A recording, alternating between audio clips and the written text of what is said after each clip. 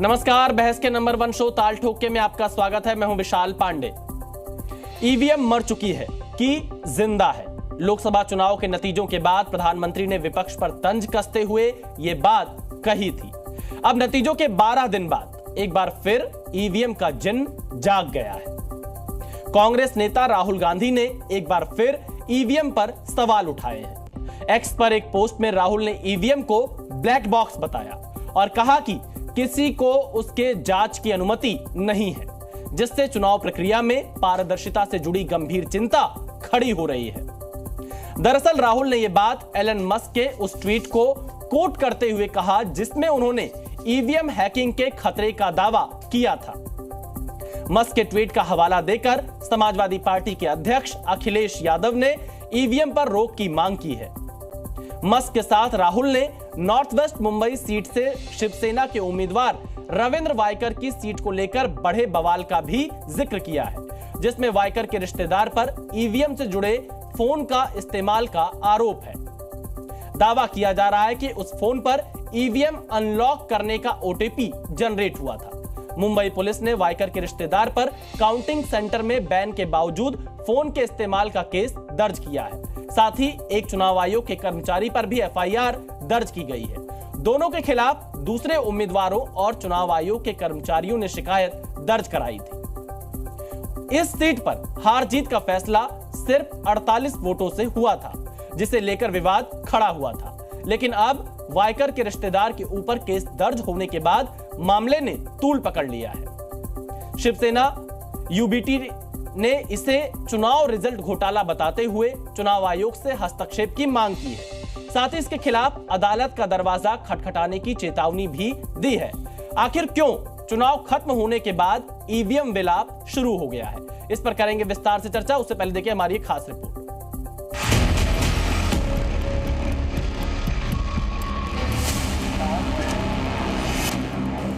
लगातार ईवीएम को गाली दी और मुझे तो लगता था कि शायद इस बार वो ईवीएम की अर्थी क्या जुलूस निकाले। अगर ईवीएम में गड़बड़ी की बात होती तो आज उठना उनको सिद्ध नहीं आता। ईवीएम पर प्रश्न उठा करके सिर्फ अपनी कमजोरी को वो दिखला रहे हैं। ये मामला दबाया जाने का कोशिश जो किया जा रहा है उसको बंद किया जाए। ये हमारे मतदाताओं के साथ में चीटिंग का चल रहा है।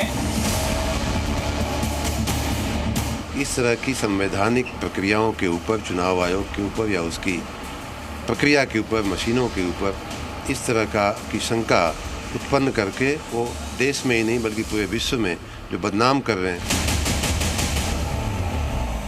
ये इलेक्ट्रॉनिक गैजेट है तो कुछ भी इसके साथ किया जा सकता है, शक की गुंजाइश है, और जहाँ शक हो हमको लगता है कि उसमें सुधार की आवश्यकता है। चुनाव जीतने के लिए जो उनको अपनी पार्टी के अंदर करना चाहिए वह कर नहीं पाते, इसलिए ईवीएम पे ठीकरा फोड़ते।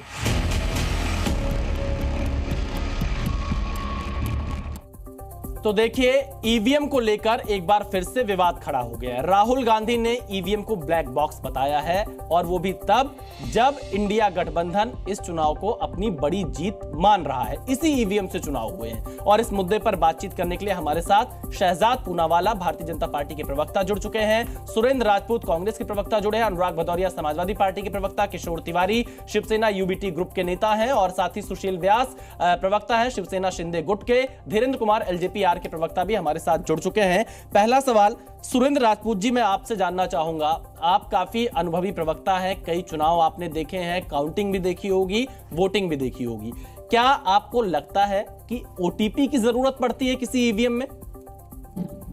दो चीजें बड़ी स्पष्ट हैं। पहली बात तो विशाल भाई, एक जो आप ईवीएम विलाप की बात आपने अपने उसमें जो करी, तो मेरी एक चीज समझ में नहीं आ रही है कि हम लोग पार्टी बन करके क्यों बात कर रहे हैं कि हम पीपीएम के ईवीएम के विरोधी हो गए, आप और भाजपा वाले और ये जो क्या नाम शिवसेना शिंदे वाले हैं और अपना धीरेन्द्र भाई हैं, आप भाजपा के समर्थक हो गए। ये मसला नहीं है। मसला यहाँ पर लोकतंत्र का है, मसला यहाँ पर ईवीएम से चुनाव हो या ना हो, या फिर ईवीएम सुप्रीम कोर्ट की निगरानी में या किसी भी एक स्क्रूटनाइज एजेंसी की निगरानी में सब लोगों को दिखाई जाए और वो सारी चीजें बात करें और उनको छूने का भी मौका दिया जाए। बात आप समझिए, 2 मिनट के लिए अभी ये चुनाव खत्म हो चुके, इस बहस को, जीत और हार की बहस को बंद करने के साथ आप हम लोग बात करें कि क्या सच में ये खतरा है लोकतंत्र के लिए या ये अंदेशा है। उस अंदेशे को खत्म करने की जब बात आती है, तब जब दुनिया में एक चीजें आ जाती हैं कि एलन मस्क भी कहते हैं, फिर राहुल गांधी जी भी कहते हैं, उसी दिन आप एक चीज को समझिए, उसी दिन एक ईवीएम का ओटीपी, मैं नहीं कह रहा हूं, अखबार कह रहा है और मैं नहीं कह रहा हूं, इलेक्शन कमीशन वाले एफआईआर करा रहे हैं। बात आप समझिए। नहीं, सुरेंद्र जी, वो एफआईआर जो हुई है काउंटिंग सेंटर के अंदर पाबंदी के बावजूद मोबाइल ले जाने को लेकर हुई है, अगर मैं सही, जितना मैंने पढ़ा है। आपने, ये चुनाव आयोग ने एफआईआर कराई है। आप अंग्रेजी के अखबार में 2-2 में क्या नाम बाकायदा बड़ी खबर निकली हुई है, जिसमें ये मेरी तो खबर है नहीं, किसी कांग्रेस। चलिए मैं एक बार सुन लेता हूं कि सुरेंद्र राजपूत जी, मैं आता हूं। सुरेंद्र राजपूत जी, मैं बिल्कुल नहीं आया, नहीं मैं उम्मीद करूंगा शहजाद से भी, क्योंकि आज की डेट में हम लोग कुछ चुनाव नहीं लड़ रहे, चुनाव लड़ने के बाद की बात कर रहे हैं। चलिए मैं आप जवाब लेता हूं। जितना गंभीर खतरा कांग्रेस पार्टी के लिए लोकतंत्र, उतना ही गंभीर खतरा शहजाद। मैं जवाब लेता हूं सुरेंद्र जी, मैं जवाब लेता हूं। शहजाद पूनावाला जी, जवाब दीजिए। देखिए, राहुल गांधी कह रहे हैं कि ईवीएम ब्लैक बॉक्स है। मुंबई में एक रिपोर्ट आती है कि ओटीपी के जरिए ईवीएम, हालांकि ये मैं समझ नहीं पा रहा हूं किस ओटीपी की जरूरत है, लेकिन क्या आप कहेंगे इस ईवीएम विवाद पर? राहुल गांधी जी ने एक बार कहा था रफाल में भ्रष्टाचार हुआ, चौकीदार चोर है, सुप्रीम कोर्ट ने नकारा था। राहुल गांधी जी ने पेगासस के विषय में भी कहा था। राहुल गांधी जी ने HIL, SBI, LIC सब खत्म हो गए, LIC का रिकॉर्ड प्रॉफिट और रिकॉर्ड उनका मार्केट कैपिटलाइजेशन हुआ है, वो भी हमने देखा है। राहुल गांधी ने कहा SBI बर्बाद हो गया, SBI रिलायंस से ज़्यादा प्रॉफिटेबल कंपनी बन गई। राहुल गांधी बहुत चीज़ें बोलते हैं। राहुल गांधी पर कर्नाटका में पेट्रोल डीजल प्राइस क्यों बढ़ा, उस पर नहीं बोलते, छोड़ देते। राहुल गांधी आज का विषय नहीं है। मैं 2-3 स्पेसिफिक सवाल पर आना चाहता हूँ। उन्होंने आपको फटकारा, ये कहा कि आप पार्टी क्यों बनते हो। विशाल जी, मैं कहना चाहता हूँ कि देश की सुप्रीम कोर्ट का चुनाव के बीच का स्टेटमेंट टेक्निकल एस्पेक्ट ईवीएम के, केवल ऊपर के एस्पेक्ट पे नहीं, टेक्निकल एस्पेक्ट पे, कंट्रोलिंग यूनिट, बैलेटिंग यूनिट पर, enough of this over suspicion on EVM, SC slams EVM daughters. ये SC ने अभी एक निर्णय दिया है, 41 बार निर्णय दिया है वीवीपैट से लेकर इलेक्ट्रॉनिक वोटिंग मशीन के टेक्निकल एस्पेक्ट पर। फिर उसके बाद मैं बताना चाहता हूं SY कुरैशी पर तो इनको भरोसा है ना। इलॉन मस्क इनको आजकल अच्छे लग रहे हैं। ये सुरेंद्र राजपूत जी वैसे मेरे बड़े भाई है। जब इलॉन मस्क ने एक बार बोला था मैं मोदी का फैन हूं, तो उनका बड़ा मजेदार ट्वीट है सुरेंद्र भाई का। उन्होंने जॉनी लीवर की पिक्चर डाल के बोली कि मैं इसका फैन हूं। मतलब चलिए, चलता रहता है। सुरेंद्र भाई मेरे बड़े भाई है। तो इलॉन मस्क को तब गाली देते थे, आज इलॉन मस्क इनका देवता। अच्छी बात है, माने देवता, पर मैं उनको उसमें नहीं जाना चाहता। SY कुरैशी को तो हम क्रेडिबली लेते हैं। EVM can not be hacked, EC के SY कुरैशी ने बोला है। और क्यों बोला, मैं 2-3 टेक्निकल एस्पेक्ट पे आना चाहता हूं।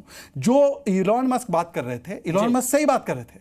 यूनाइटेड स्टेट्स की जो मशीन प्योर्टो रिको में गई है, वो machine stand alone internet based machine है। जबकि ईवीएम जो देश में आज यूज हो रही है, ये stand alone internet based machine नहीं है। ये स्टैंड अलोन मशीन है, इसमें कोई नेटवर्क कनेक्शन नहीं है। और ये इंट्रोड्यूस कांग्रेस ने 1982 में की थी। कांग्रेस ने 2009-14 के चुनाव इसी ईवीएम पर कराए थे। अगर ये हैकेबल मशीन थी, क्या कांग्रेस दुर्भावना के साथ इसको इंट्रोड्यूस करा रही थी? पहली बात। दूसरी बात, जब ये 10 सेकंड और, क्या ईवीएम पंजाब, हिमाचल, कर्नाटक, तेलंगाना, दिल्ली में ठीक चलते हैं और उत्तर प्रदेश, उत्तराखंड और देश में गड़बड़ हो जाते हैं? ये दूसरा सवाल। और तीसरा और आखिरी सवाल सिर्फ मैं इतना पूछना चाहता हूं कि बार बार असली मुद्दे जो है कि 1 लाख रुपए खटाखट अकाउंट में डिपॉजिट नहीं हो रहे, महंगाई क्यों बढ़ा दी आपने पेट्रोल डीजल, उसका जवाब नहीं देना है। तो चुनाव के बाद भी ईवीएम पर सुरेंद्र राजपूत जी, देखिए, शहजाद पूनावाला कह रहे हैं कि ईवीएम हैक नहीं हो सकता है। कई सुप्रीम कोर्ट के निर्णय का वो हवाला दे रहे हैं। आप कैसे यकीन करेंगे ईवीएम पर? भाई देखिए, इसी ईवीएम से तो आपकी भी सरकारें बनी हैं। इस बात को तो आप स्वीकार कर रहे हैं या नहीं कर रहे हैं? बिल्कुल कर रहे हैं। और अगर हमें स्वीकार नहीं करनी होती तो हम चुनाव ईवीएम पे क्यों लड़े होते विशाल भाई? मैं फिर से कहता हूं, बात आप मेरी समझे। क्या नाम शहजाद भाई माने नहीं उसी चीजों में। समय आएगा, पेगासस वाले लोग भी जेल में जाएंगे, समय आएगा राफेल वाले लोग भी जेल में जाएंगे। याद रखना हमारी बात को, इसको कोई वो नहीं। और हम चुनौती के साथ कह रहे हैं, जांच होगी, जेल में जाओगे, ये चीज समझ लीजिए। लेकिन इस समय बात ईवीएम की हो रही है। हमारा ये कहना है कि आप कुछ भी कहते रहिए, आज की डेट में देश के एक बड़े वर्ग को ईवीएम पर अगर प्रश्न उठा रहे हैं और वो प्रश्न उठ रहे हैं, तो उनका समाधान होना चाहिए। चाहे सुप्रीम कोर्ट कुछ कहे, चाहे क्या नाम चुनाव आयोग कुछ कहे, चाहे सत्ता में भाजपा कुछ कहे या सत्ता में कांग्रेस हो तो कांग्रेस में कुछ कहे। जब सत्ता में कांग्रेस थी तब यही भाजपा इसी ईवीएम पर वही सवाल उठाती थी जो हमने उठाए हैं एक चीज को। तो हम आपसे दो चीजें बड़ी साफ साफ कह रहे हैं कि साहब आप ईवीएम को छूने दीजिए, एक्सपर्ट लोगों के सामने रखिए। दूसरी बात हम कह रहे हैं कि हम इसी ईवीएम को भी मान लेते हैं, वीवीपैट की आप 100% गिनती कर लीजिए। वीवीपैट की 100% गिनती करने में दिक्कत क्या है? और जहां पर आपका एक चुनाव में अंदर जो कर्मचारी के साथ में मिला हुआ शिवसेना शिंदे गुट का वो जो नेता है, जिसके मोबाइल पर कथित रूप से जो ओटीपी की बात आ रही है, जिसमें एफआईआर भी चुनाव आयोग कर रहा है, चाहे वो मोबाइल ले जाने की कर रहा हो, तो वो जो अंदेशे हैं बेईमानी के, उन अंदेशों को चुनाव आयोग को, सरकार को, सरकार चाहे भाजपा की या कांग्रेस की हो, मैं जवाब लेता हूं, उसको क्लियर करना। मैं जवाब लेता हूं। मैं अनुराग भदौरिया जी के पास जाऊं उससे पहले शहजाद पूनावाला जी आप इस पे संक्षिप्त जवाब दीजिए। पहले मैं सुरेंद्र जी भाई, मुझे लगता है ये तरीका ठीक नहीं। भदौरिया साहब आएंगे, देखिए कांग्रेस एक सबसे बड़ी पार्टी है विपक्ष, ये तरीका नहीं है। नहीं विशाल जी, ये तरीका नहीं, कांग्रेस के सवालों का जवाब देने बैठा हूं मैं। अनुराग भदौरिया जी, मैं आपसे ये तरीका ठीक नहीं है, कोई किसी को इंटरप्ट नहीं करता। ये तरीका बिल्कुल ठीक नहीं है कि स्टूडियो का दुरुपयोग होगा। दिस इज नॉट विशाल जी, आप जवाब देने नहीं दे रहे, वो डिस्ट्रैक्ट करवा रहे हैं और डिबेट अच्छी चल रही है वो खराब कर रहे हैं। मैं आपके पीसीआर से भी रिक्वेस्ट कर रहा हूं, आप जवाब दीजिए बिना उनकी आवाज के, ताकि मेरी बात जवाब दीजिए। मैं अनुराग भदौरिया जी के पास, क्योंकि सुरेंद्र जी को मैं बड़ा सम्मान देता हूं, उनके सवालों का जवाब होना चाहिए पॉइंट बाय पॉइंट। मैं रिक्वेस्ट करूंगा जी से कि मेरी बातों को इंटरप्शन में दबाया ना जाए। सुरेंद्र जी ने 3 स्पेसिफिक पॉइंट बोले, तीनों का स्पेसिफिक जवाब। उन्होंने बोला बड़ा वर्ग जो है शंका उठा रहा है, 97 करोड़ में से 64 करोड़ ने लोगों ने वोट किया, तो बड़ा वर्ग कौन सा है जो ईवीएम में तो आस्था दिखा रहा है। दूसरा, उन्होंने बोला एससी वीवीपैट की 100% काउंटिंग होनी चाहिए। ये मामला लेकर आदरणीय सुरेंद्र जी क्या कोर्ट नहीं गए थे, आप ही के कुछ इकोसिस्टम वाले? सुप्रीम कोर्ट ने इस पर रूलिंग दिया। बीजेपी को छोड़ दो, कांग्रेस को छोड़ दो, ईसीआई को भी छोड़ दो, सुप्रीम कोर्ट की इस पॉइंट पर रूलिंग आ चुकी है ना विशाल जी। तीसरी पॉइंट पर उन्होंने बोला है कि देखिए ईसीआई को छूने दो, ईसीआई को ईवीएम को छूने दो। ईवीएम को छूने के लिए नहीं, हैक करने के लिए 2017 में पार्टियों को बुलाया था, कांग्रेस गई थी हाँ या ना। और चौथी बात, फाइनल बात, आपने इस स्टोरी का हवाला लिया। सुरेंद्र जी, आप क्योंकि एक ज्ञानी व्यक्ति, मेरी एक लास्ट बात सुन लीजिए। इस स्टोरी में जिसको कोट करके कांग्रेस ने शिकायत उठाई है, इस स्टोरी में लिखा है कि पुलिस आर सीइंग कि अगर फोन में ओटीपी रिसीव हुआ जिससे मशीन, ईवीएम मशीन अनलॉक हुई। सुरेंद्र जी, कॉमन सेंस से बोलिए, क्या ईवीएम मशीन की गिनती से पहले फोन पर ओटीपी आता है क्या? इतना बड़ा झूठ है, उस स्टोरी को आपके राहुल गांधी ने कोट क्यों किया? चलिए मैं फिर लौटूंगा आप लोग के पास। अनुराग भदौरिया जी भी जुड़े हुए। अनुराग भदौरिया जी, उत्तर प्रदेश में तो समाजवादी पार्टी 37 सीट इसी ईवीएम से जीती है लोकसभा चुनाव में, क्या आपको भी ईवीएम पर भरोसा नहीं है? विशाल है, मैं आऊंगा किशोर जी, आऊंगा एक एक करके आप आऊंगा। उन्हीं की पार्टी से, टीम से किशोर जी एक एक करके आप आऊंगा। फिलहाल अनुराग भदौरिया जी से सवाल। देखिए एक बड़ी मजेदार बात है, चोर के दाढ़ी में तिनका, एक शब्द आपने कहा सुना है ना। लोकतंत्र में जब लोकतांत्रिक तरीके से कोई बात होती है, बात ये कही जाती है, हम जीते हैं ना उत्तर प्रदेश, भारतीय जनता पार्टी हारी है ना, उसके बावजूद भी हम कह रहे हैं कि भाई जो इलेक्ट्रॉनिक मशीनें होती हैं उसमें क्या गड़बड़ी की आशंका अगर जताई जा रही है तो उसमें तो भारतीय जनता पार्टी को भी साथ देना चाहिए कि चलिए हाँ इसमें मिलके कुछ इसमें देखते हैं कि कहीं कोई गड़बड़ी तो नहीं है, क्योंकि लोकतंत्र बड़ा होता है, किसी भी दल से सत्ता तो आएगी जाएगी। लेकिन जब हम कोई सवाल उठाते हैं तो इनके पेट में दर्द क्यों होने लगता है, ये चिल्लाने क्यों लगते हैं? ऐसा लगता है, इससे लगता है कि ईवीएम का विरोध हो रहा है, ईवीएम का विरोध हो रहा है मतलब इनके पेट में इनकी चोरी पकड़ी जा रही है। ऐसा क्यों हो रहा है? हम तो ये कह रहे हैं कि भाई इलेक्ट्रॉनिक मशीन क्या हैक हो सकती है? इतना बड़ा जो इतने बड़े इलेक्ट्रॉनिक को चलाने वाला, जिसको टेक्नोलॉजी को जानता है कोई व्यक्ति, अगर एलन मास्क कह रहा है तो ये जिम्मेदारी सबकी बनती है ना कि इस पे एक चर्चा हो। देखते हैं चर्चा करके कि कहीं ऐसा तो नहीं है कि इसको हैक हो सकता है। अगर हैक हो सकता है तो कैसे हो सकता है, तो इसमें एक बड़ी चर्चा होनी चाहिए। अब हम चर्चा की बात करते हैं, संभावनाओं की बात करते हैं तो बीजेपी चिल्लाना शुरू कर देती है। क्यों भाई?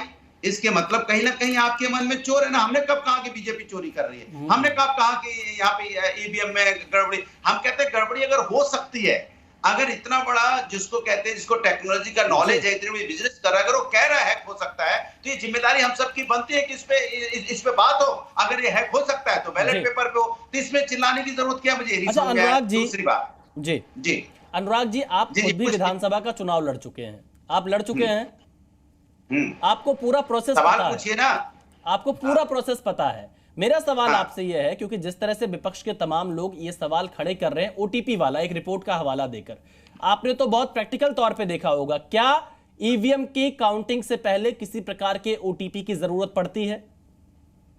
आप सच बताइएगा, बाकी मैं किसी रिपोर्ट पर नहीं जा रहा हूं, क्योंकि आप चुनाव लड़ चुके हैं, इसलिए मैं आपसे इसका जवाब चाहता हूं। अरे मैं बात कह रहा हूं ना, मेरी बात सुन लीजिए। मैं ये कहता हूं कि लोकतंत्र अगर तंदुरुस्त हो, लोकतंत्र अगर मजबूत हो, लोकतंत्र में अगर जनता जो चाहती है वो हो, तो इलेक्ट्रॉनिक मशीन के ऊपर में अगर कोई सवाल उठ रहा है ईवीएम के ऊपर में, ये लगातार ये सवाल उठता, हम तो जीते हुए हैं ना, बीजेपी तो हारी है ना, उसके बावजूद हम ये बात कर रहे हैं। हारने के बाद कह रहे होते तो चलो एक के समझ आता, हार गए तो ईवीएम पर ठोकरा पीट रहा है, अब ये छाती पीट रहे होते, अरे हार गए इसलिए ईवीएम को ठोकरा पीट रहे, हार गए इसी ईवीएम चिल्ला रहे। हम जीते हैं, जनता ने मुझे जिताया, उसके बावजूद हम ये बात कह रहे हैं कि क्या ये इलेक्ट्रॉनिक मशीन है, इसमें गड़बड़ी हो सकती है, हैक हो सकता है, इसकी बात बड़े बड़े लोग कह रहे हैं, तो उसमें एक चर्चा हो जाए, उस पर बात हो जाए, चलिए मैं से हो जाए, उसमें दिक्कत क्या? मैं धीरेन्द्र कुमार जी से जवाब लेता हूं। एलजेपीआर के चिल्लाने क्यों लगती है, हल्ला क्यों बचाने लगती है? आप सुनिए, मेरी बात सुनिए। जैसे हम चुनाव आयोग पर कोई बात नहीं, एक सेकंड, जैसे हम चुनाव आयोग पर कोई सवाल उठाते हैं तो बीजेपी चिल्लाने लगती है, जब हम ईडी या सीबीआई की जो सरकारी एजेंसी उस पर कोई बात उठाते हैं तो ये चिल्लाने लगते हैं। अच्छा, ये मेरी समझ में नहीं आता कि इनका क्यों पेट में दर्द होता है, कहीं इनका कुछ व्यवस्था तो नहीं है किसी से? चलिए धीरेन्द्र कुमार जी एलजेपीआर के प्रवक्ता जुड़े हुए हैं। धीरेन्द्र कुमार जी, देखिए उत्तर प्रदेश में अनुराग भदौरिया जी की पार्टी 37 सीटें जीत गई, उसके बाद भी ईवीएम पर सवाल खड़े कर रही है। बीजेपी जो आपकी सहयोगी पार्टी है उसकी सीटें कम रही उत्तर प्रदेश में, लेकिन वो ईवीएम पर सवाल नहीं खड़े कर रही है। आप किस तरह से देख रहे हैं इस ईवीएम विवाद को? राहुल गांधी कह रहे हैं ब्लैक बॉक्स है, अखिलेश यादव कह रहे हैं बैलेट पेपर से चुनाव होना चाहिए, एलन मस्क कह रहे हैं कि ईवीएम हैक हो सकता है। किस तरह से आप देख रहे हैं इस पूरे विवाद को? विशाल जी, सबसे पहले तो जो हमारे मित्र लोग प्रवक्ता बैठे हुए हैं विपक्ष के, एक तरफ लोकतंत्र की मजबूती की ये गुहार लगाते हैं और पूरा अभी तुरंत चुनाव संपन्न हुआ है, तो दुनिया में ये क्या मैसेज देना चाहते हैं कि हमारे यहाँ का ईवीएम में छेड़छाड़ हो सकता है? अरे दुनिया और देखिए अनुराग जी, आपके बीच में कोई नहीं बोला। अनुराग जी देखिए, आप डिबेट की, अनुराग भदौरिया जी आप डिबेट की गरिमा को देखिए इस तरह से मत तोड़िए। नहीं, अनुराग जी बीच में नहीं, अनुराग जी बीच में नहीं, आप जानते हैं आपके बीच में कोई नहीं बोला है। भदौरिया साहब आपके बीच में कोई नहीं बोला है, सभी प्रवक्ता बहुत शांति से आपको सुन रहे थे। भदौरिया साहब इस तरह से नहीं, मैं चाहूंगा धीरेन्द्र कुमार जी की आवाज सामने आए, मैं और मेहमानों का समय इस तरह से जाया नहीं होने दूंगा। धीरेन्द्र कुमार जी ऐसे करेंगे तो नहीं, भदौरिया साहब आपकी आवाज खूब आई, आपको मैंने प्रॉपर मौका दिया। फिलहाल धीरेन्द्र कुमार जी और सुरेंद्र राजपूत कुछ नहीं बोल रहे बीच में, बड़ी पार्टी है ये, इनको क्या लगा धीरेन्द्र कुमार जी को बोलने नहीं दे रहे? नहीं, धीरेन्द्र कुमार जी, ये तरीका ठीक नहीं डिबेट का। प्रॉब्लम कहाँ है कि देखिए, ये अपना जो है ना चेहरा, वो चाइना के आईना में देखते हैं। इनको एलन मस्क की बातों में इनको सच्चाई नजर आती है, इनको मूडीज के रिपोर्ट अच्छे लगते हैं, विदेश का कोई अखबार अगर हमारे खिलाफ में कुछ लिख दे उस पर ये बहस चाहते हैं। अपने देश के संस्थाओं पे इनको भरोसा नहीं है, अपने देश के प्रधानमंत्री पर इनको भरोसा नहीं है, अपने देश के संसद पर इनको भरोसा नहीं है, अपने देश के ईवीएम पे इनको भरोसा नहीं है, अपने देश की जनता पर भी भरोसा नहीं है। और मैं क्यों कह रहा हूँ विशाल जी कि ये इतने बड़े 140 करोड़ लोगों ने जो आज इतना बड़ा महापर्व मनाया, 60 से 70 करोड़ लोगों ने वोट किया, अगर इस तरह की बातों को आप रखते हैं तो कहीं ना कहीं आप अपने वोटरों को भी गुमराह कर रहे हैं मेरे भाई, किसी और को नहीं कर रहे हैं। धीरेन्द्र कुमार जी, देखिए अपोजिशन अगर सवाल उठा रहा है, जो सुरेंद्र राजपूत जी ने कहा, अगर अपोजिशन कोई सवाल उठा रहा है तो अगर उनको कोई शक है, उस शक को दूर करना क्या चुनाव आयोग की जिम्मेदारी नहीं होनी चाहिए? मैं इससे देखिए विशाल जी, विपक्ष का ये जरूर काम है और अगर कहीं उनको शक लगता है तो बिल्कुल सवाल उठाए, लेकिन इसी का जवाब अगर कोर्ट भी जाते हैं, कोर्ट भी देती है, अगर उसका जवाब ये इलेक्शन कमीशन भी देती है, तो अपने इलेक्शन कमीशन पर, अपने देश के न्यायालय पर इनको भरोसा होना चाहिए। वो इनको होता नहीं है। अब पिछले दफा देखिए, मैं कहता हूँ कि इलेक्ट्रॉनिक वोटिंग मशीन से हो रहा है, ठीक बोला शहजाद भाई ने कि इसका कोई इंटरनेट से कनेक्शन नहीं है। पिछले दफा जब रेलवे का एक्सीडेंट हुआ था, उसमें इलेक्ट्रॉनिक सिस्टम जो था इंटरलॉकिंग का, उसको लगाने के लिए इन लोगों ने हल्ला किया था, तो क्या इसको छोड़ देना चाहिए? मैनुअली धीरेन्द्र कुमार जी, मैं किशोर तिवारी जी से सवाल लेता हूँ। शिवसेना उद्धव ठाकरे गुट के नेता भी किशोर तिवारी जी जुड़े हुए। किशोर जी, महाराष्ट्र में क्या हुआ है? आप लोग तो बड़े अनुभवी नेता हैं, उसके बाद भी ओटीपी की बात कर रहे हैं, क्या ओटीपी कहीं जरूरत पड़ती है? मैंने भी 2014 से कई चुनाव कवर किए हैं, कई नेताओं से मैंने बातचीत की है, कोई ओटीपी की बात नहीं करता है। जो काउंटिंग एजेंट बनते हैं वो कहते हैं कोई ओटीपी, जैसा पहली बार ये शब्द बाहर आया है। देखिए, मैं आपको बताता हूं और मेरे बीच कोई बोलेगा नहीं। 1000 वोटों से अमोल कीर्तिकर आगे थी, अचानक वो 1 वोट से आगे हो गए और वो उसके बाद वो जीत गए, इसका जश्न मना रहे थे। उतने में मालूम पड़ा कि और ईवीएम आ चुके हैं। बाद में मालूम पड़ा कि वो 48 से पिछड़ गए। पोस्टल वो वोट जो अचानक 111 उनके रिजेक्ट क्या हो गए। तो इलेक्शन कमीशन ने आरओ को प्रताड़ित किया है, आरओ की इंक्वायरी हो रही है, लेकिन अब मस्क साहब ने कहा कि ये इलेक्ट्रॉनिक्स मशीन जो हैक होने की चांसेस है और भारत के अंदर एक बड़ा वर्ग है जो चाहता नहीं है कि इलेक्ट्रॉनिक्स मशीन में दुनिया में कहा चुनाव होते नहीं। तो अब इतनी बड़ी जो प्रजातंत्र की गुहाई देने वाला देश है उसने भी इसे बंद करना चाहिए। मैं किसी को दोष देने के किशोर तिवारी जी नहीं हूं। किशोर तिवारी जी, देखिए आप ये अपनी मांग रखिए सही। मैं आपसे ओटीपी पर बहुत ही पॉइंटेड सवाल पूछ रहा हूं। क्या ओटीपी की जरूरत पड़ती है? क्योंकि सबसे पहले जो इस मुद्दे को उठाया गया इस पर क्लैरिटी होनी बहुत जरूरी है। आप एक वरिष्ठ नेता हैं, क्या कहीं काउंटिंग में ईवीएम में ओटीपी की जरूरत पड़ती है? हाँ या ना में जवाब दीजिए, मैं फिर आगे जाता हूं। नहीं, ओटीपी की क्या जरूरत है मुझे भी नहीं मालूम, लेकिन एक बात मैं बताता हूँ। अरे मैं आपको बताता हूँ भाई, नहीं पड़ती है किशोर जी, आपको पता होगा। आप इसलिए नहीं बताना चाह रहे क्योंकि पूरा जो विवाद है वो खत्म हो जाएगा। ओटीपी की कहीं जरूरत नहीं पड़ती है। किशोर जी, ईवीएम की काउंटिंग से पहले किसी भी प्रकार के ओटीपी की जरूरत नहीं पड़ती है। एक मिनट मेरी बात सुनो। अगर कोई उम्मीदवार 1000 वोटों से जीत जाए, फिर उसे कहे कि नहीं भाई तुम 1 वोट से जीते हो, वो बेचारा अपनी खुशी मना रहा है और इधर एक आदमी सर्टिफिकेट लेके निकल गया है जिसको कहा गया है कि वो 48 वोट से जीत गया है। अब ये जो मामला बना है बंबई का, ये क्लासिक मामला है। चलिए, सुशील व्यास जी भी जुड़े हुए हैं, शिवसेना के प्रवक्ता हैं शिंदे गुट के, जिनके सांसद और उनके रिश्तेदार पर ये आरोप लग रहे हैं। सुशील व्यास जी, भाई जब मतगणना केंद्र में मोबाइल फोन ले जाने की अनुमति नहीं है तो आपके जो उम्मीदवार थे, जो सांसद बने हैं इतने कम वोटों से जीतकर अंतर से, उनके रिश्तेदार मोबाइल फोन का क्या कर रहे थे वहां पर? क्यों मोबाइल फोन ले गए थे? विकास जी क्यों ले गए, कैसे ले गए, अब उसके लिए एफआईआर फाइल हो गई। मैं किशोर जी आपके बीच में नहीं बोला, मैं आशा करता हूं आप बीच में नहीं बोलेंगे। आपकी बारी, मैं विनती करता हूं आप बीच में नहीं बोलेंगे। सुशील जी आपकी बारी। भाई फोन क्यों ले गए?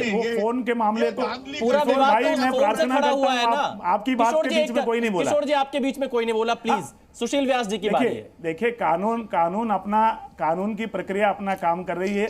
परसों 14 तारीख को एक एफआईआर दर्ज हो गया वनराई पुलिस स्टेशन में, उसकी जांच हो रही है कि, और जैसे आपने पहले कहा, मैं कई चुनाव में मतगणना प्रतिनिधि के रूप में, मुख्य प्रतिनिधि के रूप में हिस्सेदारी की है। कहीं ओटीपी वह होती नहीं। EVM machine independent operated machine है और वो उसकी जो भी प्रोग्रामिंग होती है मैन्युफैक्चरिंग लेवल पे होती है। भारत में ईवीएम मशीन, सबकी जानकारी के लिए मैं बता दूं, 2 पब्लिक सेक्टर की जो कंपनियां हैं, ECIL और HEL, ये दोनों कंपनियां एक रक्षा मंत्रालय के अंतर्गत है, एक एटॉमिक एनर्जी के विभाग के अंतर्गत है। उसमें मैन्युफैक्चरिंग लेवल पे कोई भी प्रोग्रामिंग होगी तो ये कहना बेमानी होगा कि वो किसी एक दल के लिए या किसी एक उम्मीदवार के लिए उन्होंने प्रोग्रामिंग किया है।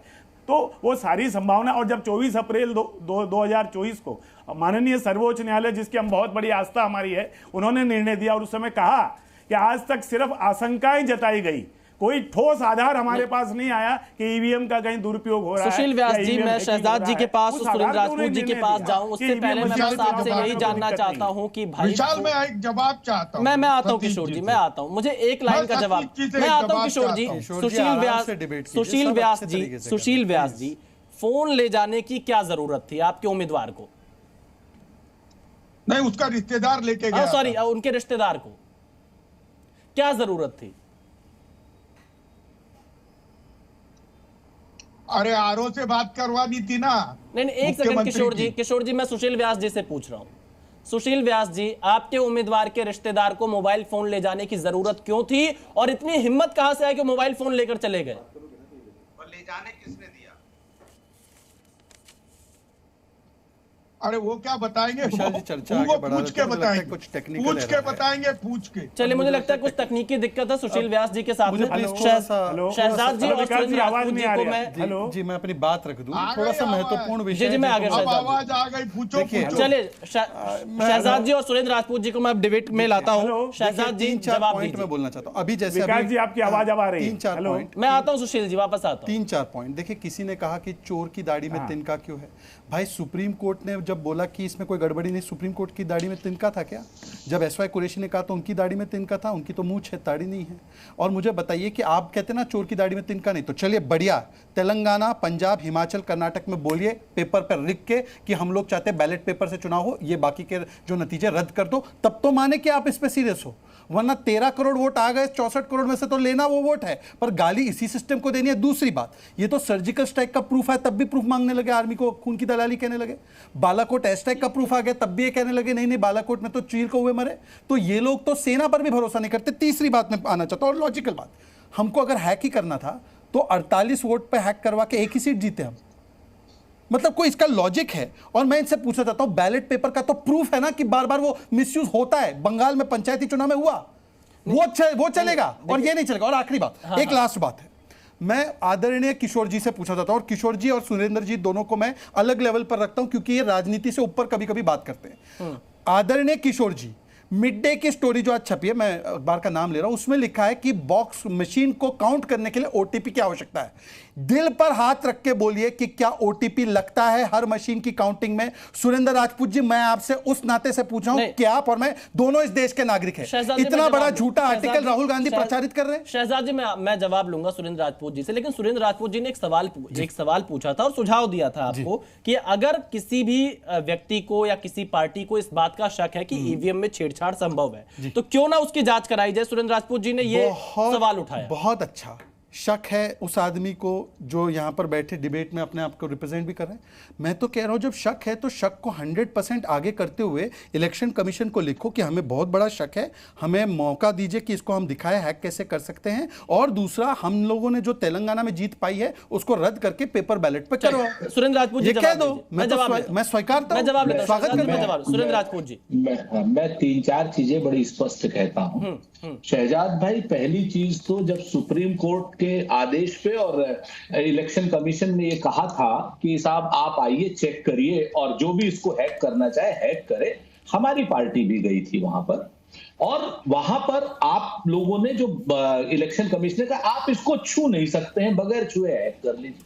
हमने कहा कि साहब जब आप मशीन आप हमें देखने के लिए खाली दूर से दे रहे हैं तो कैसे? हमारा सिर्फ इतना सुझाव है, हम किसी को भी ये नहीं कहते कोई चोर है, कौन चौकीदार है, कौन क्या है क्या नहीं है। आज की डेट में सत्ता आपके पास है, कल की डेट में सत्ता हमारे पास रहेगी और यही सवाल आपको भी हॉन्ट करेंगे, याद रखना मेरी बात।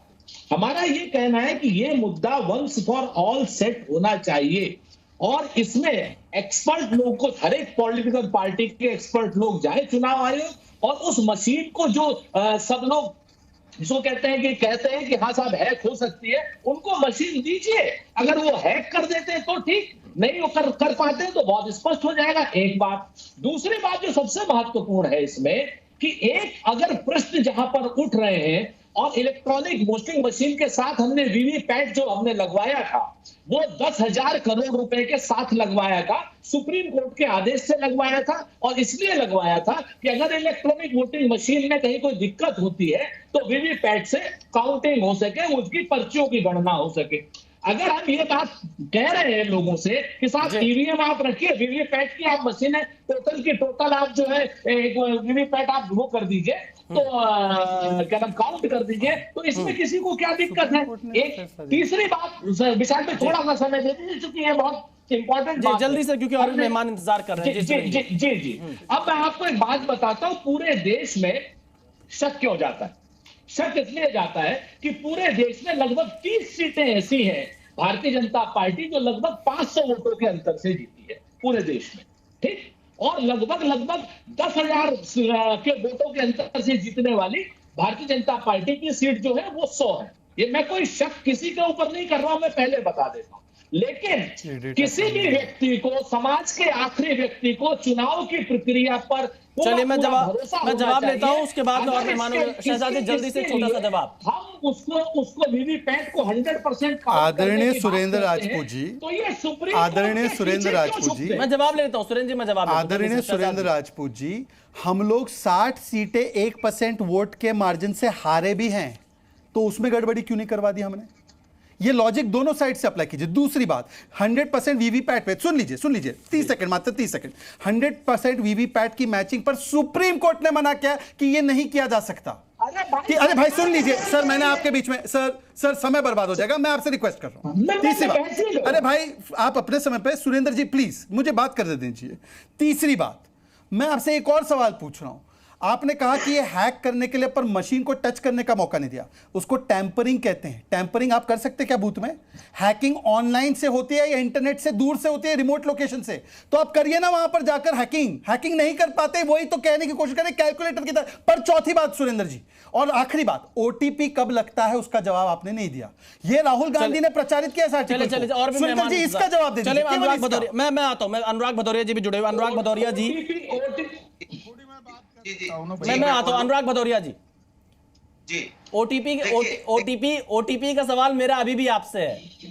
देखिए, मेरा सीधी सी बात है कि आज भारतीय जनता पार्टी ईवीएम को लेके सबसे पहले ईवीएम पे सवाल उठाने वाली यही भारतीय जनता पार्टी थी। आदरणीय लालू प्रसाद जी ने 2009 में उठाया था, तब आप भूल गए। लाने वाले कौन थे? एक भारतीय जनता पार्टी ने उठाया था। आज भारतीय जनता पार्टी हल्ला मचा रही है क्योंकि वो सत्ता में, कमाल की बात, जब विपक्ष में थे तब हल्ला मचा रहे थे ईवीएम के ऊपर में। ईवीएम के ऊपर में आप यहाँ पे सबसे पहले आपने सवाल ईवीएम पे उठाने वाली भारतीय जनता पार्टी आज उसके बचाव में खड़ी है। इसीलिए मैं कह रहा हूँ कि कहीं ना कहीं कुछ तो गड़बड़ी है। दूसरी बात, ये ईवीएम लाया किसने वो बताओ अनुराग, आपका ईवीएम लाया किसने? व्यक्ति फोन कैसे चला गया भाई? काउंटिंग के अंदर फोन कैसे चला गया? ओटीपी का नहीं देंगे जवाब, टेक्निकल एस्पेक्ट का जवाब नहीं देंगे। राज्य में भी सत्ता आपकी है, इसलिए आप जो चाहेंगे करेंगे। अगर कोई दूसरा फोन, तो यहाँ फोन तो क्या हो, अपनी कलम नहीं ले जा पा रहा। अरे तो उस पर एफआईआर हुई है मान्यवर। ओटीपी मशीन के लिए चाहिए, उसका जवाब दो। चीखने का काम है इनका, डिबेट लॉजिकली कर नहीं सकते। इनके सॉफ्टवेयर को किसने हैक किया है? विशाल जी, इनका सॉफ्टवेयर किसने हैक किया है? चुनाव के बाद से हैक में चल रहे हैं।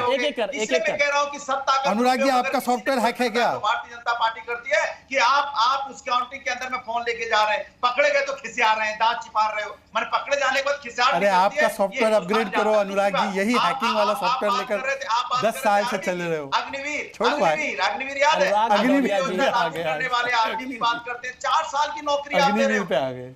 कहां से अनुराग भदौरिया जी, शायद आप स्काइप से जुड़े हैं, आपके नेटवर्क में कुछ दिक्कत आ रही है। मैं और मेहमानों के पास आगे बढ़ता हूं। हमारे साथ धीरेन्द्र कुमार जी, एलजेपीआर के प्रवक्ता, जुड़े हुए हैं। धीरेन्द्र कुमार जी, देखिए बहुत सारे सवाल विपक्ष यहां पर उठा रहा है। विपक्ष ये कह रहा है कि वीवीपैट की मैचिंग 100% होनी चाहिए। हालांकि मामला जब कोर्ट में गया तो उनके फेवर में मामला नहीं गया। अब कैसे देखते हैं भाई, अब तो चुनाव बीत चुका है, नतीजे आ चुके हैं, इंडिया गठबंधन भी अच्छी सीटें जीता है इस चुनाव में, उसके बाद भी ईवीएम पर शक लगातार बनता जा रहा है, और वो भी एलन मस्क के एक ट्वीट के बाद। मैंने तो पहले भी बोला विशाल जी ने कि ये लोग बाहर में ऐसे फैब्रिकेटेड न्यूज बनवाते हैं, और कभी एलन मस्क इनको खराब लगते हैं, कभी अच्छे लगते हैं। तो ये सुविधा के अनुसार अपना विपक्ष की भूमिका निभाते हैं। विपक्ष की भूमिका क्या? हर एक भी ऐसा काम विपक्ष का बताइए जिसने सही राय दिया हो या सही विरोध किया हो। और ये ईवीएम को ब्लैक बॉक्स कहते हैं, क्या संदेश दे रहे होंगे जरा बताइए। मैं तो कहता हूं कि ईवीएम पे सवाल उठाने वाले या जो लोग बोल रहे हैं कि ये ब्लैक बॉक्स है ना, मुझे लगता है कि ऐसा विचार ब्लैक ऑक्स को आ सकता है और किसी को नहीं आ सकता है। अभी तो बैलेट से तो हर पंचायती चुनाव में बंगाल में हो रहा है, उस पर भी सवाल इन्होंने उठाया कांग्रेस पार्टी के लोगों ने। चलिए मैं किशोर तिवारी जी के पास चलता हूँ। किशोर तिवारी जी, समय में जिस तरह से ये कर रहे हैं, किशोर तिवारी जी, देखिए आज भारत में ईवीएम पर जो चर्चा हो रही है उसमें एलन मस्क का एक ट्वीट तो जिम्मेदार है, लेकिन उसके साथ साथ मुंबई की वो स्टोरी भी जिम्मेदार है जिसमें ओटीपी का जिक्र किया गया है। मैं आपसे इस सवाल का स्पेसिफिकली जवाब चाहता हूं कि क्या ओटीपी की जरूरत पड़ती है मतगणना में या नहीं। किशोर तिवारी, धीरेन जी मैं जानता हूं, धीरेन जी मैं जानता हूं, मैं आपकी बात सुन चुका हूं। किशोर तिवारी जी से कहां पड़ता है, क्यों लोगों को गुमराह करवाएं? मैं किशोर तिवारी जी से इसका जवाब लेना चाहता हूं। किशोर तिवारी जी, आप बताइए ओटीपी की जरूरत कहां पड़ती है? सच बोलने में भाई ये देखो, ओटीपी का तो मुझे बिल्कुल ही मालूम नहीं। अब ये बात मैं बताता हूं तुमको। आदित्य जी ने कोट किया है उस आर्टिकल को। अरे आदित्य जी ने कोट किया उस आर्टिकल को। किशोर भाऊ, आदित्यांनी कोट केलंय ते आर्टिकल, आदित्य ठाकरेंनी कोट केलंय ते। अरे तुम्ही सत्य सांगा, तुमचा ओटीपी कुठे आहे? Where is your OTP sir? अरे वन टाइम पासवर्ड देना पड़ेगा क्या सच बोलने के लिए? शहजाद जी और किशोर जी, हमारे और भी दर्शक हैं, तो मैं चाहूंगा कि हिंदी में अगर आप लोग वार्तालाप करेंगे तो ज्यादा अच्छा रहेगा। किशोर जी जवाब दीजिए। बात रखने दो। किशोर जी आपकी बारी है, आपकी बारी। किशोर तिवारी जी रखो सॉरी। हाँ, ये देखो, मेरी बात ऐसी थी कि बंबई के अंदर मेरा उम्मीदवार जो 48 वोट से हार गया, उसने सीसीटीवी फुटेज मांगा, उसे नहीं दिया गया। आज इलेक्शन कमीशन कहने लगा कि सीसीटीवी फुटेज जिस प्रकार से चंडीगढ़ में लाया गया था उस प्रकार से लाई। हमारा मुद्दा यह है कि मशीनों से छेड़छाड़ हुई वहां। हमारा मुद्दा यह है कि पोस्टल बैलेट पेपर को जबरदस्ती इनवैलिड किया गया, और जबरदस्ती इनवैलिड किया गया, और आरओ ने जी आप सारा बात कर रहे हैं जिसका कोई मतलब नहीं क्लियर कर दिया। 118 वोट का सवाल था, वो आरओ को फोन आने पर उसने डायरेक्ट इलेक्शन का रिजल्ट एक वाक्य, केवल एक वाक्य। किशोर जी, आदित्य ठाकरे ने आर्टिकल कोट करके ट्वीट किया है, उसमें ओटीपी कहां आवश्यक है वो बताइए।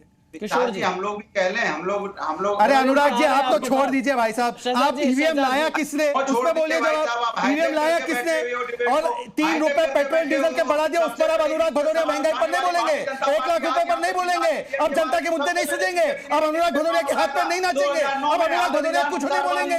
क्यों ईवीएम राज लाएंगे? क्यों कर्नाटक में पिछले क्यों दाम बढ़ाए पेट्रोल के, क्यों दाम बढ़ाए डीजल के? अनुराग भदौरिया बताइए, आपको किसने हक कर दिया? अनुराग भदौरिया महंगाई पर नहीं बोल रहे, अनुराग भदौरिया महंगाई पर नहीं बोल रहे। ओहो, महंगाई पर अनियन, टमाटो, ग्रेप क्या क्या लेकर आते थे स्टूडियो में, ये सैलेड लेकर आते थे। आज अनुराग भदौरिया के मुंह से शब्द नहीं निकला। ओहो अनुराग, क्या हो गया? हैकिंग हो गई क्या? अनुराग जी, कर्नाटका में दाम बढ़ा के पेट्रोल डीजल के, आपकी क्या सॉफ्टवेयर हैकिंग हो गई? अब लाइए ना, आलू लाइए, अब टमाटर लाइए, अब अंगूर लाइए, अब नींबू लाइए। कहां गया आपका नींबू? आपका नींबू मिर्ची कहां गया? आपका नींबू मिर्ची कहां गया? अनुराग जी, नींबू मिर्ची कहां गया? नींबू मिर्ची कहां गया आपका? अब नींबू मिर्ची खोजिए, आप नींबू मिर्ची खोजिए, जाइए। ये इलेक्ट्रॉनिक चीजों की बात हो रही है। देखिए आप दोनों लोग इस तरह आपस में बहस करते रहेंगे तो हम मुद्दों से भटक जाएंगे। मैं किशोर तिवारी जी और उसके बाद मैं चाहूंगा कि सुशील व्यास जी हमारे साथ दोबारा से जुड़ चुके हैं, इनके साथ हमारा संपर्क टूट गया था। सुशील व्यास जी, मेरा पिछला सवाल आपसे यही था, बहुत मैं स्पष्ट जवाब आपसे चाहता हूं। मोबाइल फोन क्यों लेकर गए? किसी के बीच में नहीं बोला था। सुशील व्यास जी, मोबाइल फोन क्यों लेकर गए? हेलो सुशील व्यास जी, आवाज आ रही है? हाँ जी, हाँ आ रही है विकास जी, आ रही है। मोबाइल फोन क्यों लेकर गए आपके कैंडिडेट के रिश्तेदार? अरे इनको पूछ के विकास जी, वो 1012 बूथ होते हैं, उसमें 1012 प्रतिनिधि होते हैं। वो कौन क्या लेके गया, उसकी एफआईआर हुई है। कानून अपने उस 1000 बूथ में से एक ही होंगे शायद, कि कई रिश्तेदार थे बूथ। मैं कह रहा हूं ना कि वो सारे के सारे हमारे लिए प्रतिनिधि है, और अगर उन्होंने कोई गलत काम किया है उसकी एफआईआर हुई है, और एफआईआर 14 तारीख को एफआईआर होगी, उसकी जांच हो रही है। और ओटीपी कोई फोन से जनरेट हो नहीं सकता। जहां तक मैं निर्वाचन आयोग के कानून को जानता हूं, ईवीएम मशीन के लिए कोई ओटीपी की जरूरत होती नहीं। ईवीएम की प्रोग्रामिंग मैन्युफैक्चरिंग लेवल पे होती है, और कोई भी कैंडिडेट को समझ के नहीं होती या चुनाव क्षेत्र समझ के नहीं होती है। और बनाने वाली ईवीएम को बनाने वाली दो कंपनियां जो हैं विकास जी, किशोर जी, देखिए संवैधानिक संस्थाओं का सम्मान करना हम सभी की जिम्मेदारी है। इस तरह के शब्दों का प्रयोग कृपया ना किया जाए। मैं आगे बढ़ता हूं इस डिबेट में। एक बार फिर से यहाँ पर ले लिए तुमने। नहीं, एक एक कर आरओ लगा के। नहीं, देखिए मैं ये चाहूंगा, प्लीज किशोर तिवारी जी, जो हमारी संवैधानिक संस्थाएं हैं उनके लिए इस शब्दों का प्रयोग बिल्कुल ना करें। ये आपके निजी विचार हो सकते हैं, लेकिन इसका मंच हम अपने चैनल पर नहीं दे सकते। अरे नहीं, तुम समर्थन मत करो, लेकिन आरो को जेल में डालना चाहिए, ये मेरी मांग रही है। उसकी प्रक्रिया है, अगर आपको किसी चीज पर शक है आप उसकी अपील करिए, लेकिन इस तरह से पब्लिक प्लेटफॉर्म पर, टीवी चैनल पर आकर आप इस तरह की भाषा का प्रयोग नहीं कर सकते हैं। मैं आपको इसकी इजाजत नहीं दे सकता हूं। बहुत सम्मान के साथ, बहुत सम्मान, नहीं, इमेज को मत नीचे गिराइए। मैं भी कह रहा हूं, जो मैंने इलेक्शन कमीशन को फर्जी कहा, ये मैं मेरी जवाबदारी से किया नहीं। मैं आपको अपने प्लेटफॉर्म पर इस तरह के शब्दों का प्रयोग करने की अनुमति नहीं दे पाऊंगा। मेरा आपसे हाथ जोड़कर निवेदन है कि संवैधानिक संस्थाओं के लिए ऐसे शब्दों का प्रयोग ना करें। आपके भी बहुत उम्मीदवार, सबसे ज्यादा उम्मीदवार आपके गठबंधन के महाराष्ट्र में चुनाव जीते हैं, यही संवैधानिक संस्था वहां पर इस चुनाव में भी रही है। जवाब दे दूं, अपना जवाब दे दूं। भदौरिया जी आप ही जवाब दे दीजिए, पहले आप ही जवाब दे दीजिए। मैं चाहता हूं उसके बाद में औरों के पास जाऊं। नहीं, सवाल यह है कि 3 रुपया पेट्रोल डीजल का बड़ा कर्नाटका में आज अनुराग भदौरिया का सॉफ्टवेयर हैक क्यों है? अनुराग भदौरिया जो नींबू लेकर आते थे, अनुराग भदौरिया जो सैलेड लेकर आते थे, क्यों नहीं बोल रहे अनुराग बोलो महंगाई पर। शहजाद जी एक अनुराग भदौरिया की बात करते थे, एक शहजाद जी अनुराग भदौरिया को बात पूरी होने नहीं। 3 रुपया बड़ा अच्छा बनाया क्या? पहले इसका जवाब दो, पहले इसका जवाब दो। 3 रुपया आप लोग इस तरह आपस में लड़ेंगे, आप लोग अगर इस तरह आपस में लड़ेंगे तो डिबेट आगे नहीं। हम तो जनता के मुद्दों की बात कर रहे हैं विशाल जी, हम जनता की प्रतिनिधि है, जनता के मुद्दों की बात कर रहे हैं, जनता का मुद्दा नहीं है। मैं आपके पास आऊंगा। फिलहाल देखिए सबका समय खराब होगा। अनुराग भदौरिया जी की बात पूरी होने दीजिए, फिर मैं आपके पास। अनुराग भदौरिया जी आपकी बारी है। अनुराग भदौरिया जी सवाल सुन लीजिए, फिर आप कहेंगे मैं बोलने का मौका नहीं दे रहा हूं। आपकी बारी है, आप अपनी बात पूरी करिए और मेरे सवाल का जवाब जरूर दीजिए। क्या ओटीपी की आवश्यकता पड़ती है ईवीएम की काउंटिंग में? देखिए, मेरा सीधा सा सवाल भारतीय जनता पार्टी और उनके सहयोगी दल से है, क्या आपने मोबाइल के माध्यम से क्या सेटिंग करा रखी है जो आपके लोग मोबाइल लेके अंदर जा रहे थे? अरे क्या आप किस तरह के लोगों से संपर्क कर रहे थे, जरा ये भी जानना चाहता है देश। भाई काउंटिंग के अंदर में मोबाइल ले जाना अलाउ नहीं है। आपके लोग मोबाइल क्यों ले जा रहे थे? क्या आप लोग बात कर रहे थे क्योंकि केंद्र में सत्ता, राज्य में आपकी सत्ता, लोग मोबाइल लेके जाएंगे? सवाल का जवाब दो ना, क्या रख के बोल रहे हो भाई? धीरेन्द्र जी एक एक कर वो स्काइप से जुड़े आवाज बहुत सिलेबस से बाहर का है। धीरेन्द्र भाई क्या बोले, इनके सिलेबस के बाहर का है। ओटीपी का सवाल 3 लोग नहीं दे पा रहे, बताइए मिलके क्या रट्टा मार के दे रहे हैं भाई? हाँ, पहले से ये सॉफ्टवेयर प्रोग्रामिंग है। चलिए भदौरिया साहब आपकी बात पूरी हो गई। अब मैं जल्दी से धीरेन्द्र कुमार, चलिए मैं धीरेन्द्र कुमार जी, मोबाइल फोन की जरूरत क्या थी, ये सवाल अनुराग भदौरिया उठा रहे हैं। धीरेन्द्र जी जवाब दीजिए। हो गया भदौरिया साहब, समय की कमी है, प्लीज समझा करिए। भदौरिया साहब समय की कमी है, मेहमानों पर जाना है।